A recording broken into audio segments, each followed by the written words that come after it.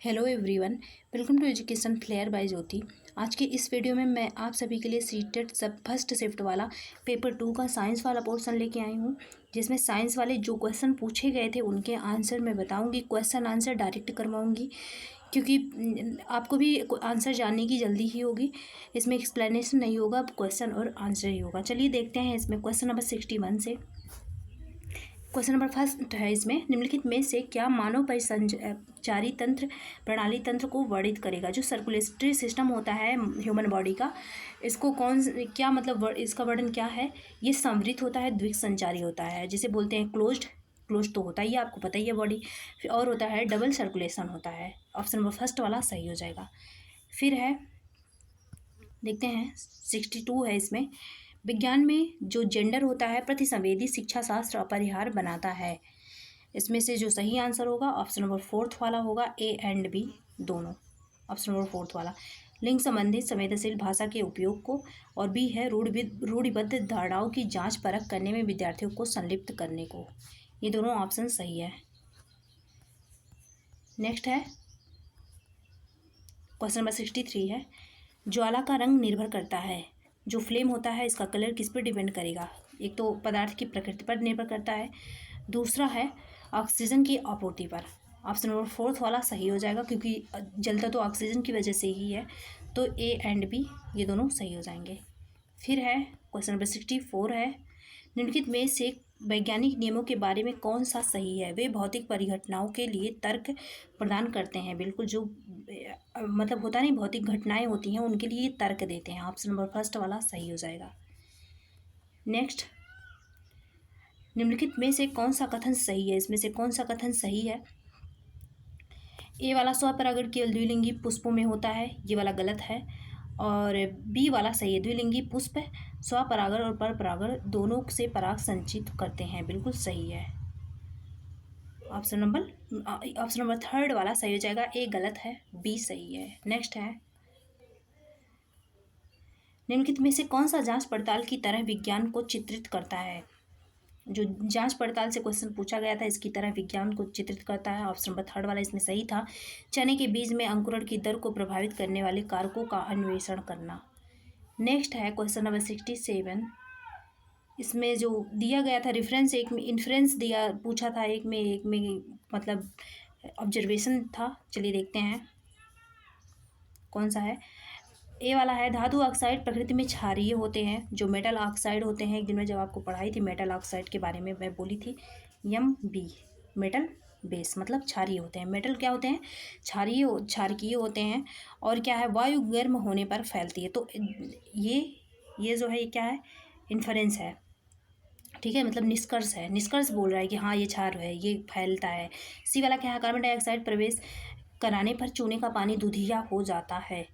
तो सी वाला क्या है, सी वाला ऑब्जर्वेशन है, और ये वाला ऑब्जर्वेशन है, और ये क्या है, और ये क्या है, निष्कर्ष है। सोडियम हाइड्रोक्साइड और हाइड्रोक्लोरिक अम्ल एक दूसरे को उदासीन कर देते हैं।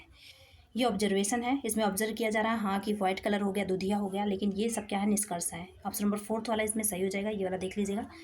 ऑप्शन नंबर फोर्थ वाला ए बी डी क्या है, निष्कर्ष है, और सी वाला ऑब्जर्वेशन है। नेक्स्ट है, निम्नलिखित कथनों को पढ़िए और सही उत्तर का चुनाव कीजिए। इसमें है कथन है, थल प्राणियों की तुलना में जलीय प्राणियों की श्वसन दर धीमी होती है। थल प्राणियों की तुलना में जलीय प्राणी, हाँ बिल्कुल सही है, तभी तो वो जमीन पे आके नहीं ले पाते सांस। जल में घुली हुई ऑक्सीजन की उच्च मात्रा जलीय प्राणियों की श्वसन दर को प्रभावित करती है, बिल्कुल सही है। ऑप्शन नंबर सेकेंड वाला सही हो जाएगा, दोनों सही है, और ये इसकी व्याख्या भी कर रहा है। उस उच्च मात्रा में ऑक्सीजन घुली रहती है, इसीलिए जो है जलीय प्राणी उसमें ऑक्सीजन ले पाते हैं, और वो उनको जब बाहर निकाल दिया जाता है, मछली को ही देख लीजिए तो वो सांस नहीं ले पाती। नेक्स्ट है, इनके कथनों को पढ़िए और सही उत्तर का चुनाव कीजिए। कथनों को पढ़ना है और सही उत्तर देना है। एक ताप दीप्त बल्ब का तंतु टंगस्टन का बना होता है। फिर है टंगस्टन, हाँ इसका जो फिलामेंट होता है वो टंगस्टन का बना होता है, सही है, ये टंगस्टन का ही बना होता है। फिर है, टंगस्टन का निम्न प्रतिरोध और उच्च गलांक होता है, ये गलत है। ये ए वाला सही है, आर वाला गलत है, प्रतिरोध निम्न नहीं होता, ठीक है। फिर देखते हैं ये जो निम्न प्रतिरोध वाला, ये मतलब कुछ फ्यूज वाला दे दिया, फ्यूज वाले में तो हाई प्रतिरोध रहता है। चलिए देखते हैं क्वेश्चन नंबर 70 है। 70 इसमें देख लेते हैं, ठीक है। ओडोमीटर, ओडोमीटर क्या है, दूरी तय करता है। ऑप्शन नंबर सेकेंड वाला सही हो जाएगा, दूरी तय करेगा, ठीक है। फिर 71 है, निम्नलिखित में से कौन सा वैज्ञानिक अनुसंधान अन्वेषण के बारे में सही है। इसका सही आंसर होगा ऑप्शन नंबर थर्ड वाला होगा, बी और डी सही है। कोई भी सार्वजनिक वैज्ञानिक विधि नहीं है सर्वव्यापी और किसी अनुसंधान में सामाजिक संदर्भ प्रभावित कर सकते हैं, बिल्कुल सही है। नेक्स्ट है, निम्नलिखित कथनों को पढ़िए और सही उत्तर का चुनाव कीजिए। कथन है, यह अनुशंसित है कि अम्ल को तनु बनाने के लिए जल में अम्ल डाला जाता है, ना कि अम्ल में जल। फिर अम्ल का मंदन तनुकरण जिसे बोलते हैं करना उच्च रूप से ऊष्माक्षेपी अपक्रिया। ऊष्माक्षेपी अपक्रिया वो होती है जिसमें हीट जो है रिलीज होती है, जिसे एक्सोथर्मिक रिएक्शन बोलते हैं। इसमें ये दोनों सही है, ऑप्शन नंबर सेकेंड वाला सही हो जाएगा, दोनों सही है। आर ए का सही व्याख्या करता है।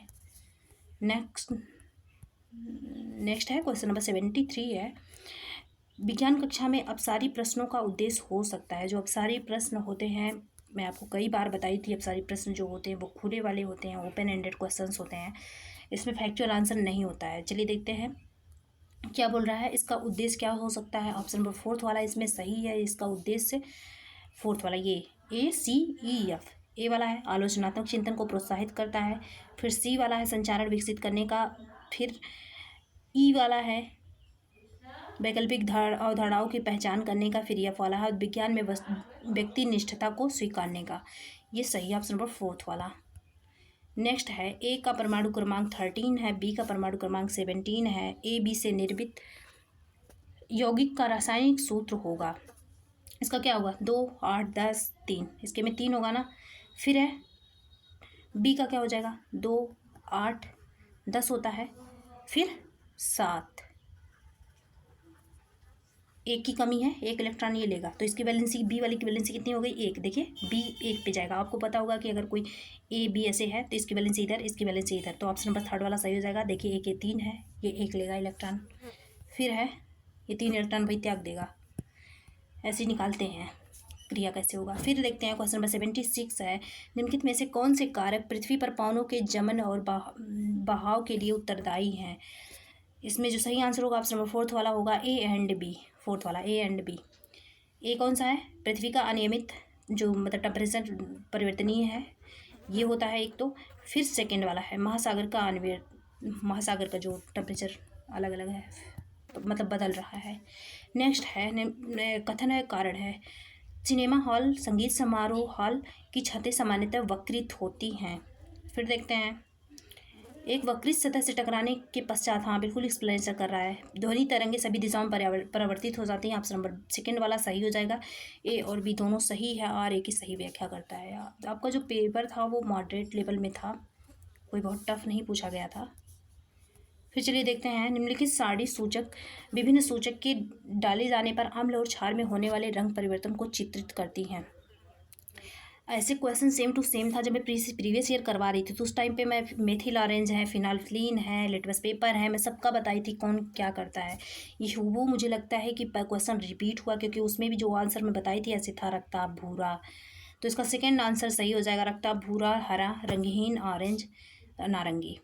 नेक्स्ट है, एक प्लास्टिक बॉटल में भिन्न भिन्न स्तरों पर समरूप 3 छेद किए गए हैं, बिल्कुल सही है। बोतल को पानी से भर दिया गया, ये भी देखिए सेम टू सेम क्वेश्चन मैं दोनों एक साथ करवाई थी, प्रीवियस ईयर से उठाया हुआ क्वेश्चन है ये। एक प्लास्टिक की बोतल में भिन्न भिन्न स्तरों पर समरूप 3 छेद किए गए हैं, उसमें और बड़े क्वेश्चन थे, लेकिन ओवरऑल मीनिंग वही निकल के आ रहा है।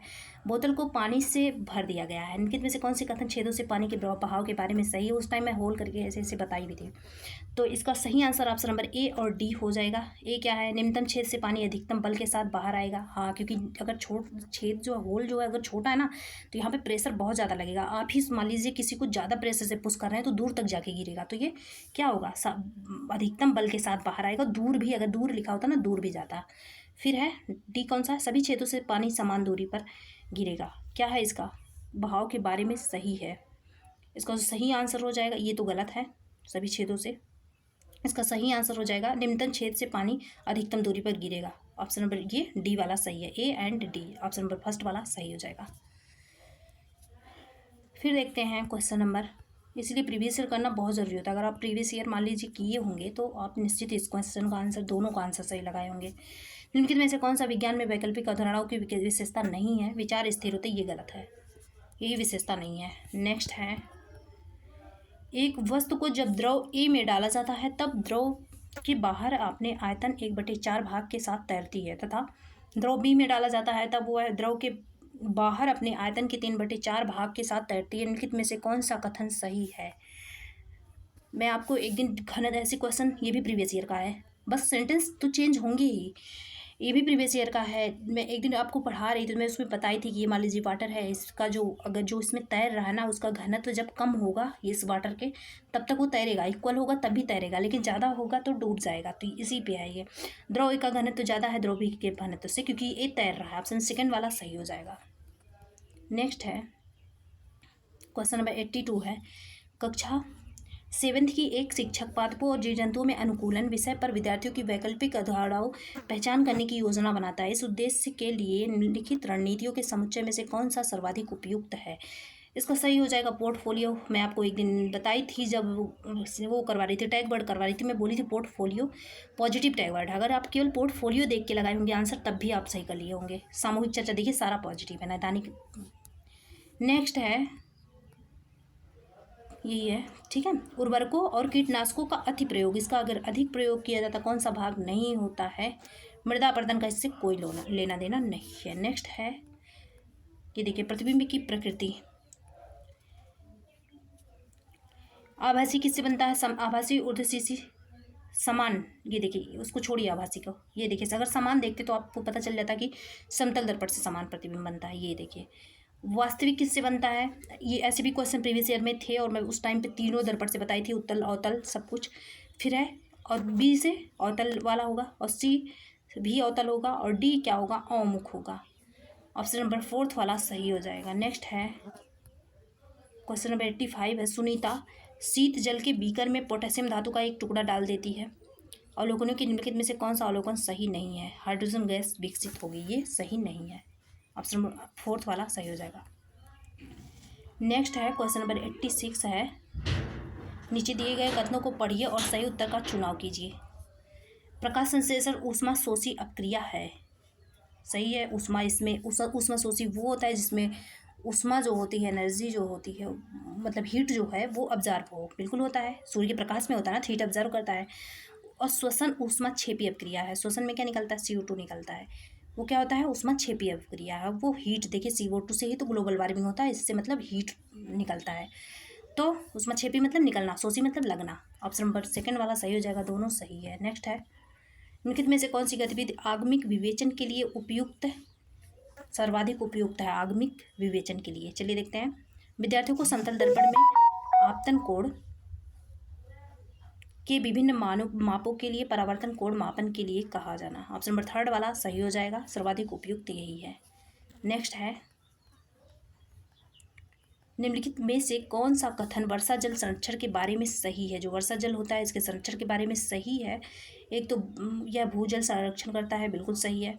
फिर है बी वाला भी सही है, स्थानीय अपलावन को कम करता है। और डी वाला भी सही है, इसका उपयोग फसलों की सिंचाई के लिए किया जाता है, जल संरक्षण करके फसल की सिंचाई करते हैं।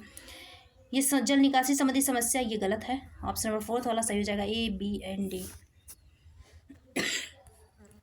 नेक्स्ट देखते हैं, क्वेश्चन नंबर 89 है, पुरुष के 2 शुक्राणु स्त्री के 2 अंडों के साथ मिलते हैं, बनने वाले जुड़वा होते हैं, क्या होते हैं? समरूप एवं भिन्न हो सकते हैं। ऑप्शन नंबर 4 वाले सही हो जाते हैं। नेक्स्ट क्वेश्चन नंबर 90 है, निम्नलिखित में से कौन सा कथन ताप के चालन के बारे में सही नहीं है? सही नहीं है पूछ रहा है, इसका सेकंड आंसर सही हो जाएगा, द्रव की तुलना में ठोस वस्तुओं में चालन तीव्र होता है, ये ऑप्शन सही नहीं है। जबकि कंडक्शन जो होता है वो सॉलिड के लिए होता है और कन्वेक्शन होता है ये द्रव के लिए। ऑप्शन रेडिएशन होता है किसके लिए? निर्वात के लिए, जो जिससे रेडिएशन के द्वारा ही प्रकाश का जो प्रकाश है वो धरती पे आ पाता है। तो इसका सेकंड आंसर सही हो जाएगा। आई होप आपको पसंद आया होगा ये वीडियो। अगर पसंद आए तो लाइक सब्सक्राइब कर दीजिएगा। बाकी इसके बाद मैं मैथ वाला पोर्शन अपलोड कर दूँगी। Thanks for watching.